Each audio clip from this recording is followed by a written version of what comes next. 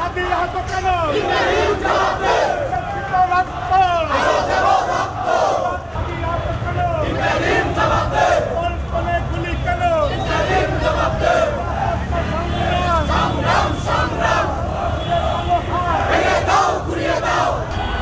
তিনটি নির্বাচনে মানুষ ভোটাধিকার বঞ্চিত হওয়ার কারণে এই দেশে ফাঁসিবাদ ঘিরে বসেছিল। যখন বহুল প্রতীক্ষিত নির্বাচনের তফসিল ঘোষণা করা হয়েছে, তখন এই যে ওসমান হাদির উপরে হামলা হলো, আমাদের মনে প্রশ্ন জাগে এর সাথে ৭১-এর পরাজিত শক্তির নির্বাচন বানচালের সম্পর্ক আছে কিনা। এটাকে আপনারা নির্বাচন বানচাল করে বাংলাদেশকে একটি অনিশ্চিত ভবিষ্যতের দিকে নিয়ে যেতে চান, আপনাদেরকে দাঁত ভাঙা জবাব দেওয়া হবে ইনশাআল্লাহ।